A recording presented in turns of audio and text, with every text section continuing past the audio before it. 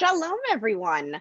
Welcome to the classic Israeli dessert you never heard of, kicking off Taste of Israel Restaurant Week. I'm Laura Mandel, Executive Director of the JArts Collaborative in Boston, and I am delighted to be here right now with Forverts Editor Rukhl Schaechter and Forward Food Editor Eshman today for this special Taste of Israel kickoff event, which is part of the Zand Forward Event Series. This is actually the fourth annual Taste of Israel Restaurant Week, where restaurants across Greater Boston are serving their Israeli-inspired menu specials, of course, for pickup and delivery this whole week. A perfect moment to taste some great Israeli flavors and also to support some of our restaurant friends who are really struggling in this moment of COVID. And whether or not you're in the Boston area, we have some great Israeli food and culture materials online at JArtsBoston.org. This video will be up there later in the week, along with lots of other materials. So our inspiration for this program was to share a taste of Yiddish Israeli culture and food with all of you, a side of Israel that I think has been less seen by American audiences. So I'm really excited for what Rukhl and Rob have in store for you. So we thought, what could be better than a simple and delicious dessert like ugat, biskvitim to tell this story? Following the 10-minute-ish cooking demo, Rukhl and Rob will be in conversation to dig further into this dessert and, like we said, Yiddish within Israel. So Rukhl, without further ado, please show us how to make this tasty biscuit cake called ugat biskvitim. Thank you.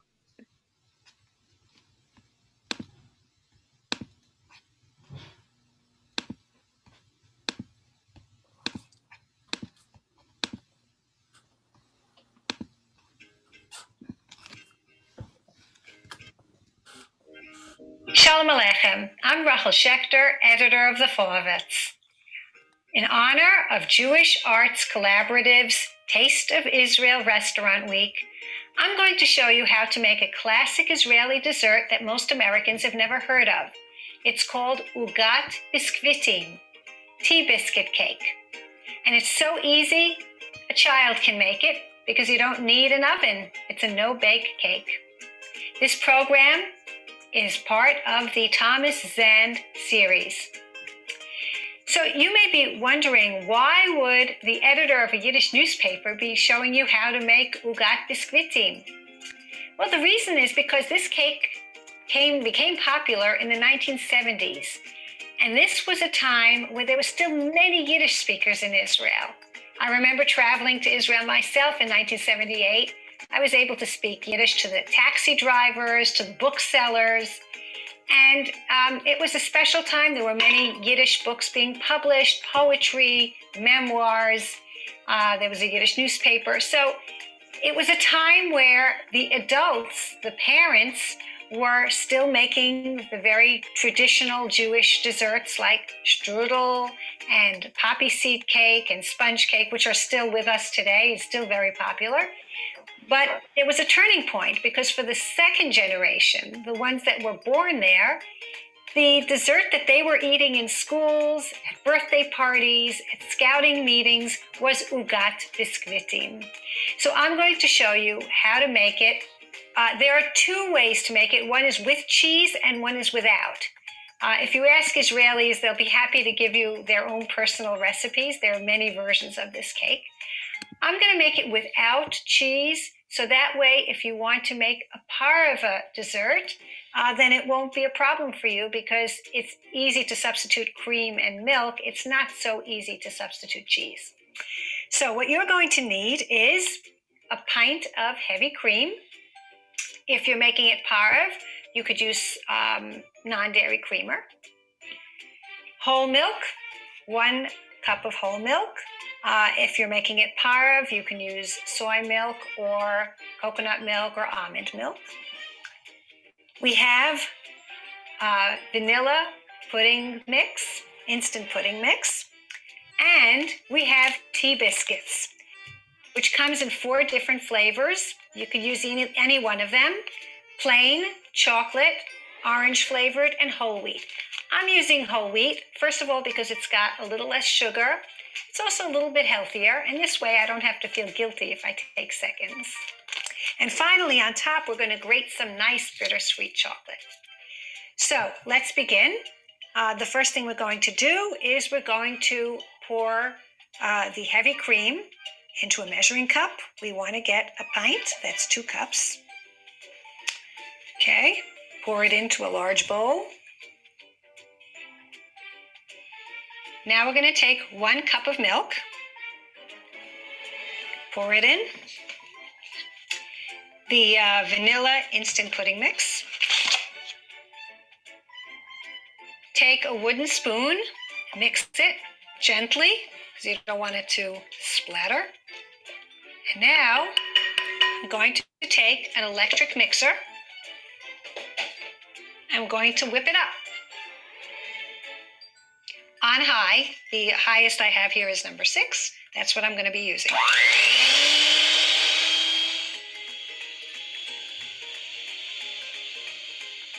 So I've been beating this for about 4 minutes so far, and you really want stiff peaks to form. So as you can see, it's getting there. We're almost there, just a couple of minutes more. Perfect. Now we're going to start putting the tea biscuits into the bottom of the pan. We're going to be making several layers of that. You're going to cover this pan with the tea biscuits. You just soak it for about 3 to 5 seconds. Put it into the pan.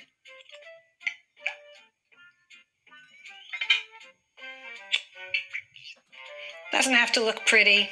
It's really going to taste amazing, so it doesn't matter what it looks like. And this is going to soften when the cream is on it in the refrigerator, and it's going to turn into a soft crust.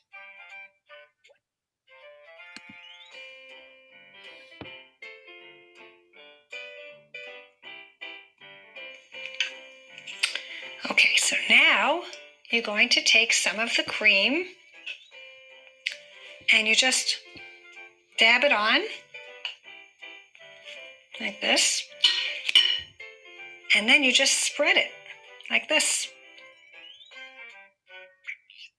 Spread it around. It's really nice and soft, silky.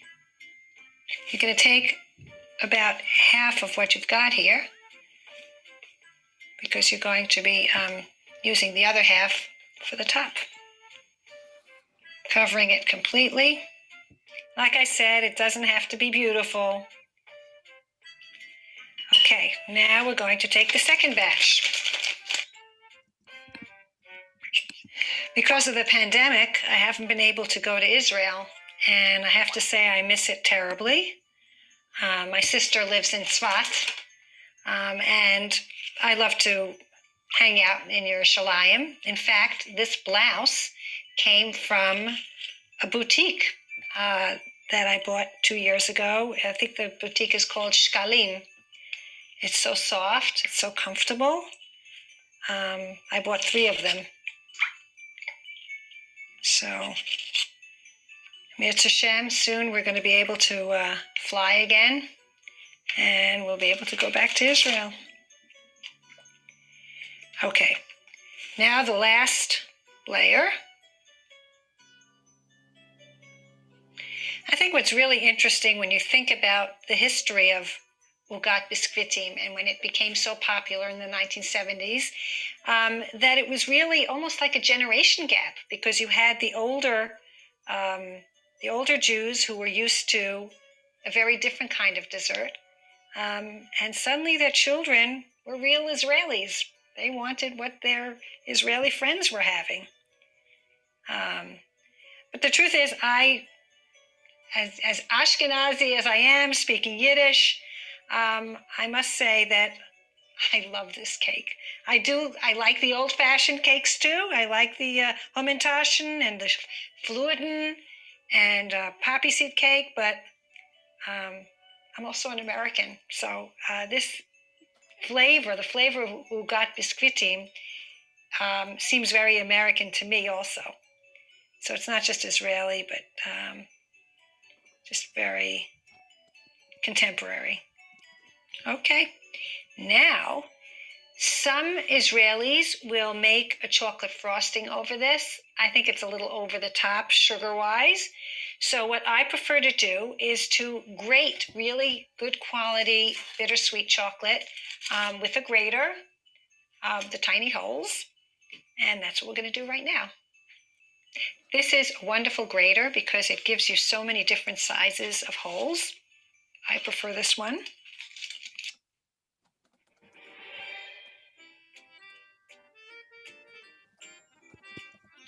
So now we're going to sprinkle it on.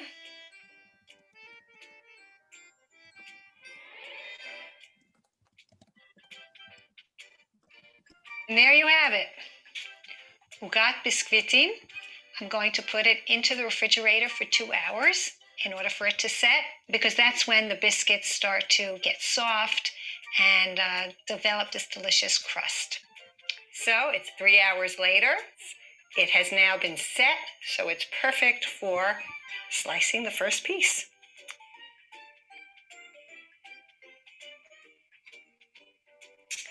And as you can see, it has dissolved. So it is really like this beautiful, soft crust. So here we go. The test. Oh my God. This is so good. I hope that you will all try to make this. It's, as you see, it's so easy. And it's a great way to celebrate Israel. So, B'te'avon, or as we say in Yiddish, es gesundheit.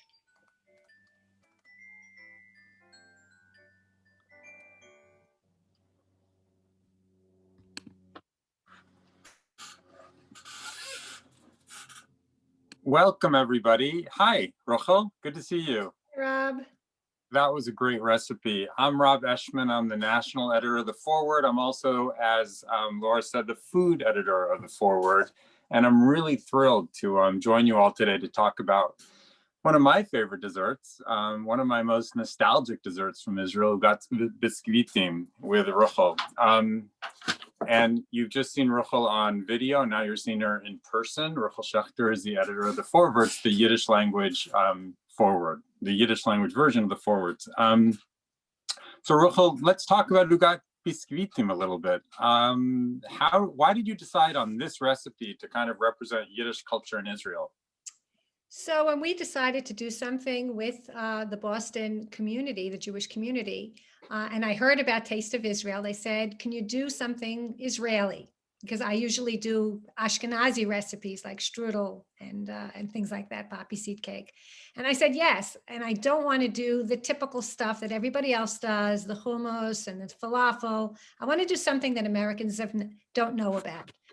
And ugat biskvitim just felt like the right thing, because just last summer, right before Yom Ha'atzmaut, Prime Minister Benjamin Netanyahu's Instagram account suddenly had a video of his wife Sarah making ugat biskvitim, and she totally messed it up because the great ugat biskvitim scandal of 2020. See, what she did was she put the cream on she just put it right on the tea biscuits without whipping it. And it was all running all over the place. And later, Netanyahu tried to cover for her and said, oh, it was actually delicious. But some people were very cynical about it and said, since he was going through a bunch of difficult times then, as he usually does, that this was a way of deflecting from his problems. I don't know. And maybe some people also said, she doesn't even cook. So this is an obvious example of that. So that was one reason, was because it was in the news and it was not in the American Jewish press. So I thought that would be interesting for our viewers to see. But there are other reasons also. I happen to love this cake. I tasted it in America. I was at a Shabbos meal with an older Israeli couple, and they made it for me. I said, wow, this is amazing. And it was parve. And I said, I see whipped cream. And she said, I use 9 dairy creamer. And I said, this is really good. How come nobody knows about this? We know that, in Hebrew school, they do teach the word uga, and biskvit, you could figure out, sounds like biscuit. In fact, the tea biscuits in Israel are called petit beurre, which is from the French petit beurre. They don't know. They think this is a Hebrew word, petit beurre. And that's what they call these semi-sweet biscuits that you use for layering. I mean, it really is. It really is a delicious cake. You know, we have all these fancy desserts, and we're all, you know, our palates have been trained to eat all these, you know, pastries and stuff. But there's something very comforting and simple about it. We're getting a lot of questions about the recipe. Everybody who signed up for this Zoom is going to get the recipe by email tomorrow. It's also going to be at the Forward website. So don't worry about the recipe. I mean, I think one of the reasons that it caught on so quickly, this was in the 1970s, is because you don't have to bake it. So kids can make it. Kids were making it in the schools. They were making it in their scouting meetings. And it actually started, it became famous through a Hebrew cookbook called Yeladim Mivashlim, Children Cooking, by the well-known food writer Ruth Circus in Hebrew. And she really, by putting that into the book, she really turned ugat biskvitim into a household word. But the other reason that I wanted to do it, because as I said in the video, because I'm the Yiddish editor, I was thinking people might be wondering, why would she be interested in doing an Israeli recipe if she's the editor of a Yiddish newspaper? And the reason is because I love Israel, and Israel has a very strong Yiddish history. And in the 1970s, when this recipe became so popular, there was still many Yiddish-speaking immigrants and many Yiddish books being published. There was the Yiddish newspaper called Letzte Neues, which means the most recent news of the day. And there was a wonderful literary journal called Die Goldene Kette, which means the golden chain. And it refers to the golden chain of the Yiddish secular literature tradition, which they wanted to continue in Israel. And to Israel's credit, the government did finance it. And the editor of the Goldene Kette was probably one of the best Yiddish poets that ever lived, Avram Sutzkever. And he was an amazing, not just an amazing poet, but a very good editor. And this was a real quality journal. I mean, people, I used to get it. It came out 4 times a year, and I still have it in my attic. I have all like 50 issues. Eventually it closed because those people who could read Yiddish were dying out. And even though we have a new generation of young people, millennials who are really into Yiddish, we have Yiddish professors, we have Yiddishists raising their kids in Yiddish, but it's not enough to sustain a journal that, that requires funding. I want to get back to Yiddish culture in Israel a little bit and talk about that. But first, I am getting so many questions about the recipe itself. So people just have a lot of questions. One is, it's true, somebody had mentioned that it's, Susan Geller had mentioned that it's a lot like tiramisu, and it's absolutely true. This is a no-bake, dunk and spread dessert. There's tiramisu. I don't know if the people on the call are familiar with Charlotte Russe, which is a famous New York Lower East Side. Sure. The first bakery I ever worked at, Yellen's Chocolate Fudge Cake Bakery in Encino, California. They perfected the Charlotte Russe, and it was just a biscuit with whipped cream. I haven't heard this word in 40 years. Well, they're gone. The Charlotte Russe, don't make it. But this is a very similar dessert. Tiramisu is very similar. So people are asking, can you use chocolate pudding? You can use chocolate pudding. You can use anything you want. This is, you could, when I made this with my Israeli friends, we would dunk the biscuits in a little brandy and coffee. You could do that instead of milk. You could go kind of. Also on the top, I wanted to make it a little less sugar, so I just grated chocolate, but you could make a chocolate frosting on top. And my Israeli cousin, Hanala, tells me that when she makes her, when she grates chocolate, but she also puts a little bit of halva on top and some. Goldie Hyman is saying she uses yogurt, honey, and almonds, which actually sounds really good. Where? Instead of what? I would imagine instead of the pudding and whipped cream inside. So there's just, Basha Bell says in the Balkans, you could use similar no-bake desserts with thin waffle sheets. So this is really something that's What's so interesting about this dessert is in Israel too, it's not, yes, the Yiddish speakers, Yiddish culture kind of adopted this dessert, but so did everybody else. So my Iraqi sister-in-law would make it, and so would your Yiddish father-in-law. And it's something that spans all of Israeli culture. And we know that Israelis don't agree on a lot of things, but this is a dessert that bridges all different cultures. Right. But at the same time, I do have Israeli friends who won't touch the stuff because they like the old Ashkenazi dishes. They like the sponge cake and the strudel. That's more resonant for them.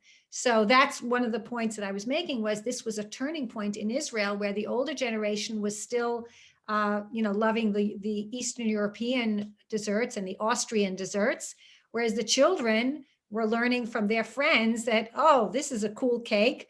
And so it was like a generation gap. But I think I was going to say, when you read online about it, they say this is like the preeminent Israeli dessert. But as I'm seeing in the comments, and as we know, there's similar desserts all over the world because it's no bake, because the ingredients are available. If you're having people over for dinner and you don't know what to make for dessert, you could run to the local store and get all the ingredients. And I think what makes it Israeli is what they do with it. So they make it on Yom Ha'atzmaut or Yom Yerushalayim, and they actually do it in the shape of the kotel. That's what now makes it an Israeli cake. It's also used for Shavuot, as I call it Shavuos, and then you make it with cheese. And well, talk a little bit, Helen Hademan wanted you to talk a little bit about the cheese option. How do you do that? Yes, so you could use quark cheese because it's very hard to get gvina lavana. That's the white cheese that they have in Israel. So yogurt is a possibility. Quark cheese is a possibility. Cream cheese. All of them would work. And what does the cheese replace, Rukhl? What does it replace? It replaces I have never made it with the cheese because I happen to love this recipe, but I believe it replaces the cream.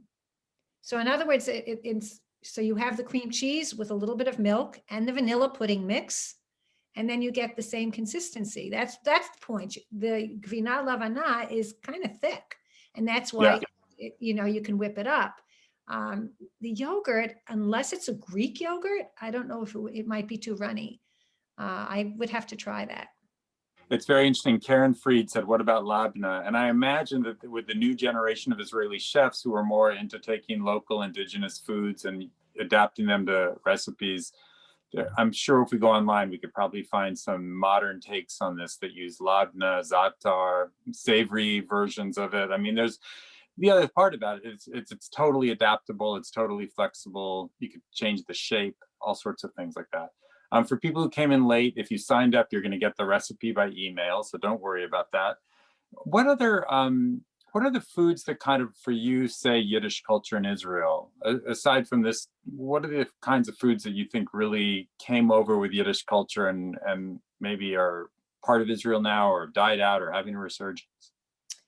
Actually, when I go to Israeli bakeries, I tend to feel very at home. I think they have many of the European desserts. I think that still resonates. But you also have the baklava. You have the influence from the countries in the Middle East, the Arabic countries, and it's an interesting blend. But I think people can go in and find. And now at this point, I think they would have Ethiopian desserts as well. So Ethiopians make them. And let's face it, when the Russians came in, they brought back all those things that may have gone out of style. But now you had Russian parents and their kids coming over from the former Soviet Union, being used to the classic European desserts. So that brought it back. I actually like the baklava types also. And because I have a modern palate and I never lived in Europe, so I am affected by modern contemporary desserts that we have in the United States or in Israel. So I think you could find. Somebody had asked if you could make this with homemade vanilla pudding or homemade white chocolate pudding. Of course you can. You could make this with anything. This is the most flexible recipe you'll ever find. It's really just limited by your creativity. And you don't have to use those, if you can't find the awesome tea biscuits, you know, lady fingers, which is what they use in tiramisu, will work as well. Absolutely, yeah. It's the dunking, the layering, that's what's really important. I was thinking of kugel. I was thinking when I first moved to Israel in the 80s, in the early 80s, there was still a lot of Ashkenazi / Yiddish kind of food from that culture. And I remember kugel was maybe the most, you know, you could go to these stores and you could buy a hunk of kugel, like you could buy a slice of pizza in Italy. You mean like by the pound? By the pound, you could buy kugel, yeah. Yeah, wow. And I don't know if that's still around. When we think of Yiddish culture in Israel now, we think of like these TV shows like Shtisel or Unorthodox, which really show a certain kind of Yiddish culture, which is Hasidic Yiddish culture. What's the current state of kind of secular Yiddish culture in Israel? It's a very good question. What's happening now, because I am on Israeli Facebook groups, so I see what are the things that they're writing about Yiddish. One of them is called Bituim B'Yiddish, expressions in Yiddish. And what's happening now is that many of the children of Holocaust survivors are now themselves in their 60s and 70s. Their parents are gone, their grandparents are gone, and suddenly they miss it. All these years they were running away from the Yiddish, you know, Anachnu Yisraelim, you know, they didn't want to be like their parents. And now they're thinking back at their childhood and it's bringing back such wonderful memories. So they are reaching out to the Forverts. They are actually reading us. And this is very interesting that I've noticed. Children of survivors who've been living in the United States or in France are very intimidated about reading in Yiddish. Even if they understand Yiddish, they won't read it because they don't know the Aleph base that well. The last time they did anything with the Aleph base was back in Hebrew school, and the prayers that they know how to read, they know by heart. It's the Israelis who are reading us because it's very understandable why. They have the alphabet all the time, right, 24/7. So even though the alphabet, the Aleph base is being used for Hebrew, they can easily transition to reading in Yiddish. Whereas for the Americans, French, the South American Yiddish speakers, it's too intimidating. So they don't. They ask me to do it in audio so that they can hear the Yiddish or video. And that's a very interesting. And the other thing that I noticed about Israelis, when they write to me in Yiddish, they will write the Hebrew words as if it was in Yiddish. So Rachel, which should be written like Rachel, Reish Chet Lamed, they write Reish Vav Chet Lamed, you know, Rukhl, because they want me to know, or they'll write Shabbos, Shin Aleph Bet Ayin Samach. Of course, you don't write Shabbos that way. You write it Shin Bet Taf, the way you write it in Hebrew. But they want me to know, you see, I'm pronouncing it like in Yiddish.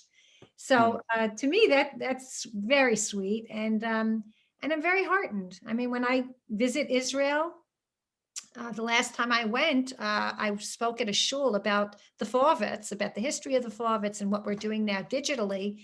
And this was a shot, not only was it after the Kiddush, it was way after the Kiddush. You know, like usually after the Kiddush, everybody goes home. We had 85 people stay in shul to hear me speak about the Yiddish forward. And by the way, many of them were not from the left because I was talking to them. We were used to Yiddish attracting the progressive Jews.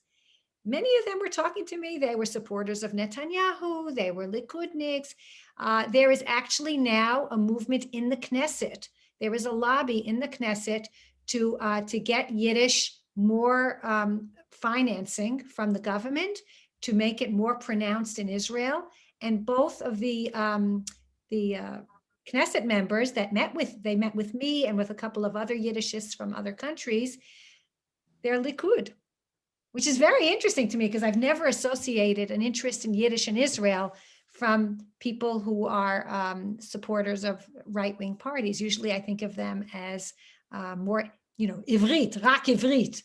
Right. Well, I mean, and I think it's part of the American, like we've turned away from the Yiddish aspects of Israel because the Sephardic is, you know, and the Hebrew and the new Israel is sexier, and that's the image we've been given of Israel and what we would like to portray of Israel.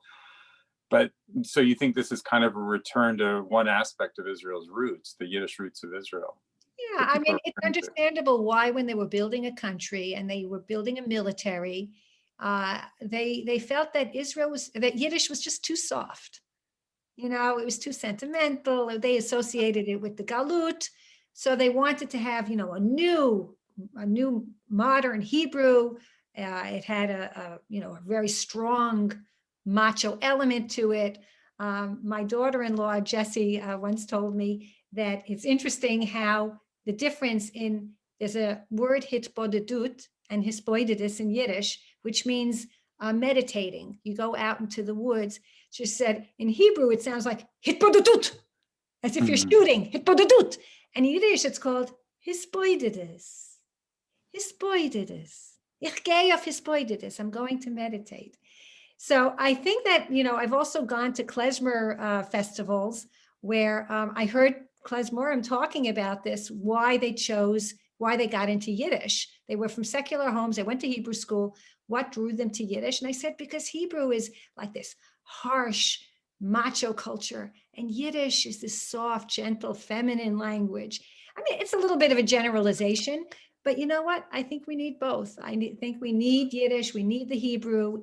Together, it creates a really well-rounded Jewish identity.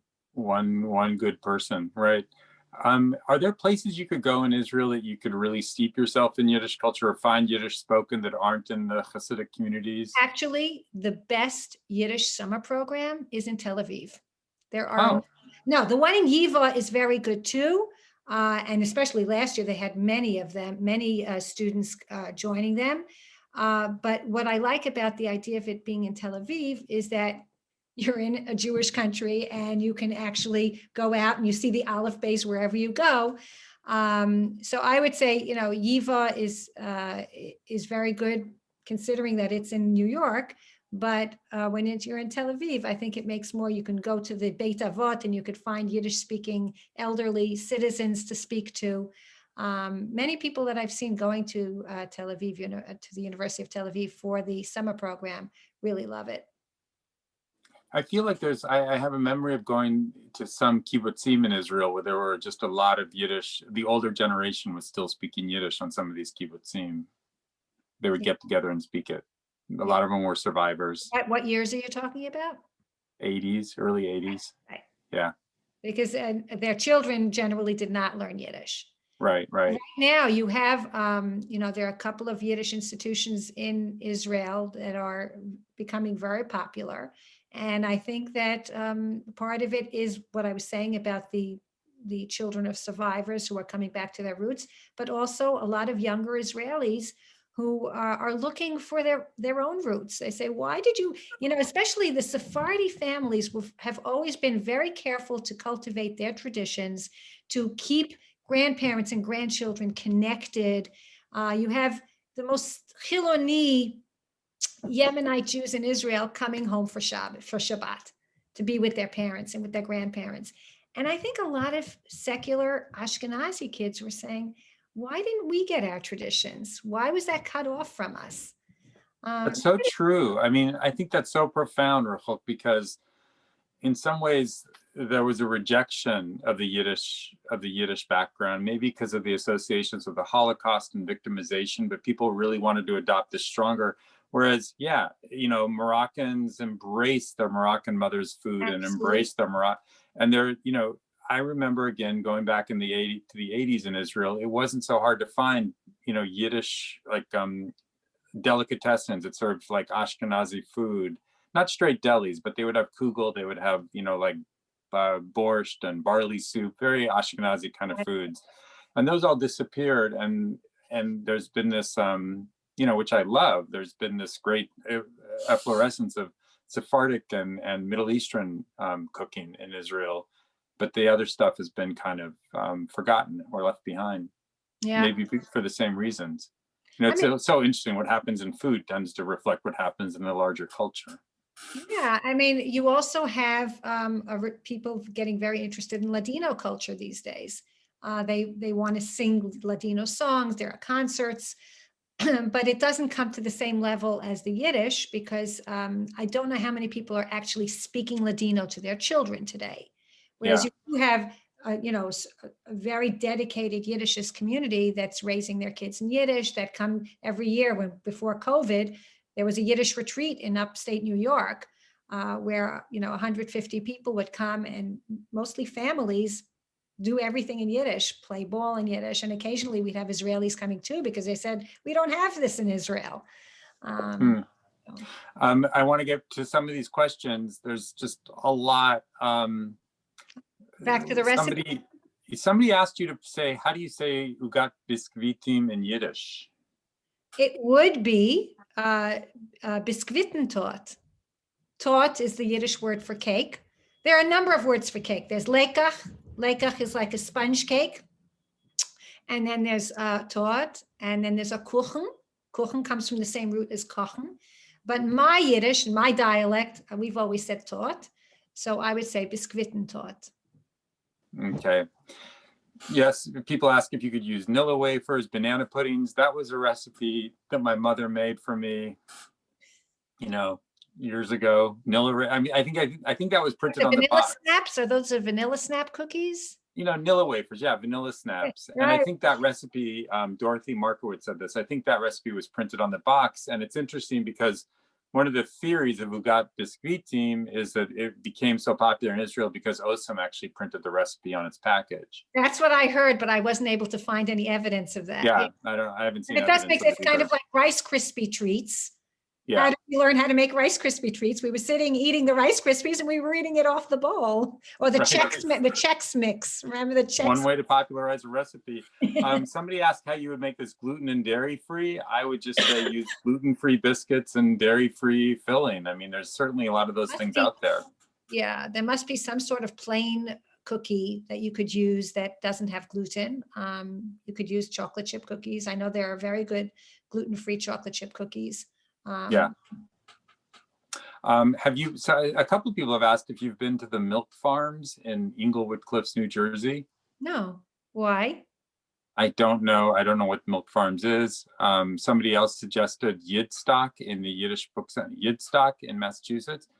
I do think it's interesting, as we were talking about it, that the Yiddish culture, the klezmer and Yiddish culture kind of had its resurgence in Eastern Europe, where they have these big festivals, and those festivals originally, were in Krakow and places in Europe before they ever were in Israel, which is so interesting that they did not come. There's also a huge annual klezmer festival in Tzfat in northern Israel every year, which is interesting because Tzfat is a very Orthodox, very Haredi town.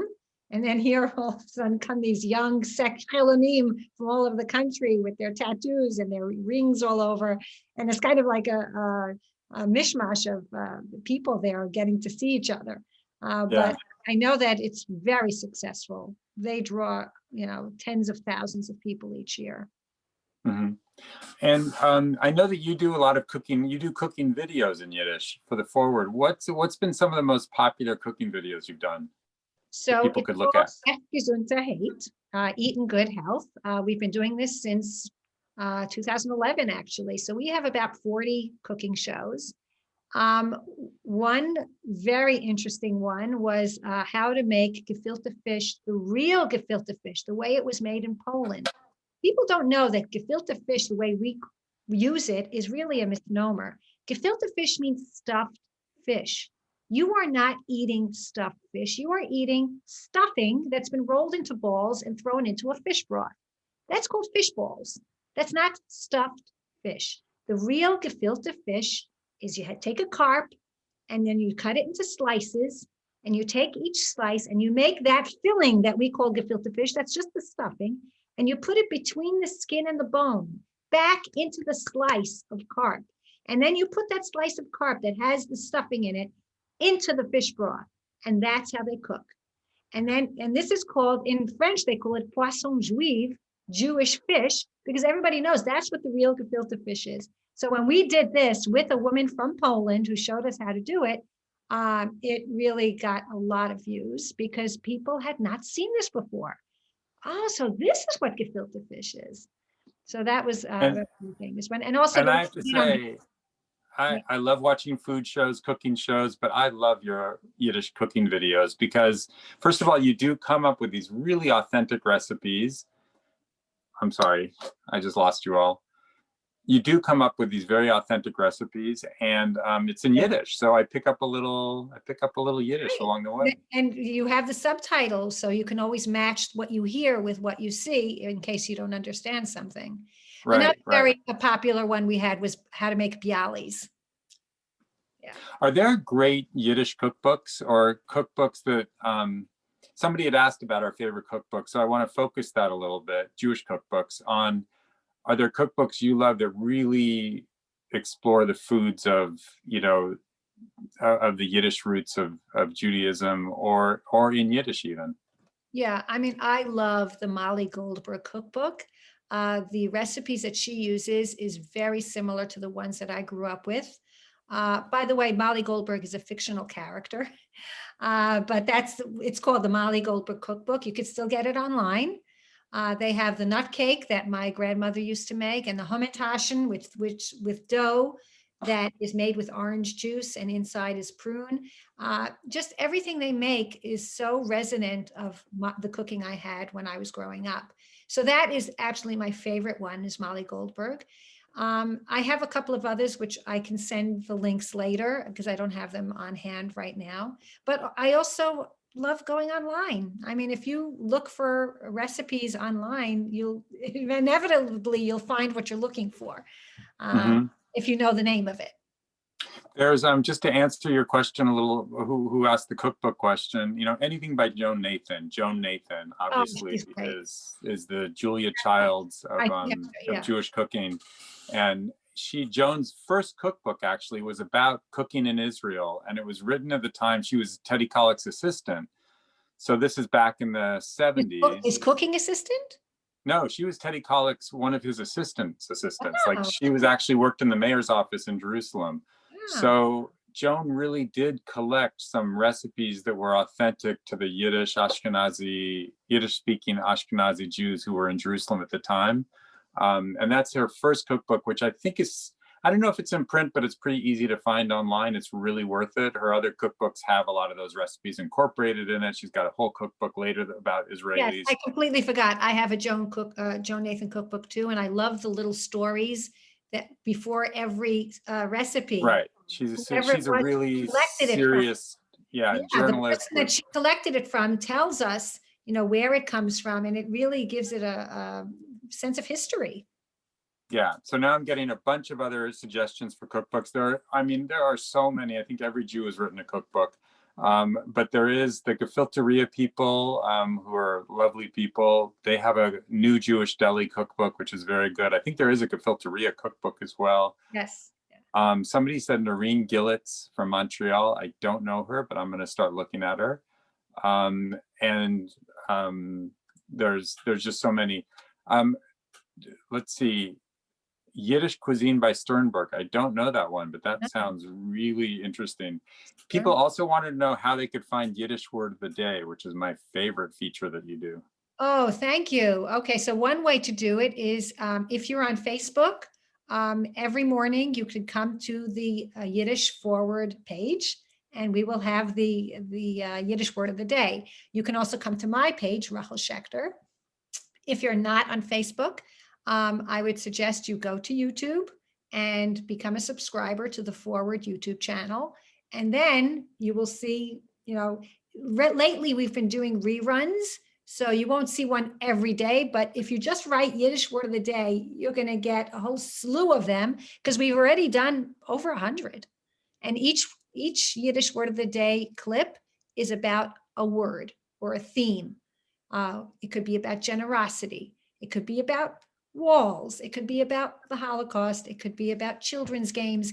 Every day, it's a different theme, words, proverbs connected to that theme. And it's in English, so it's understandable to anybody who speaks English, obviously. And I really suggest people go there. Another cookbook I wanted to give a shout out to is anything by Dara Goldstein, Darra Goldstein, who writes a lot about Russian cooking.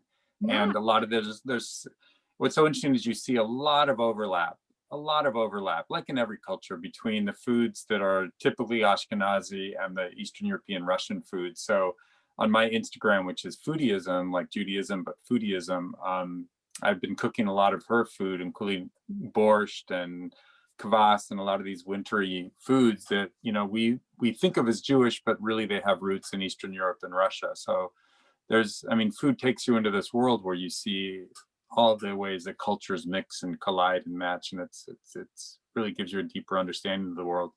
Somebody suggested that, oh, Joni Shaket suggested one of my favorite books, the Vilna Vegetarian Cookbook, which is a historic cookbook of Vilna vegetarians. It is fascinating. Yes, and my co-host on the Yiddish cooking show, Eve Joknowitz, translated it into English. That was her PhD thesis. Oh, wow. She did a PhD in Yiddish cooking from NYU.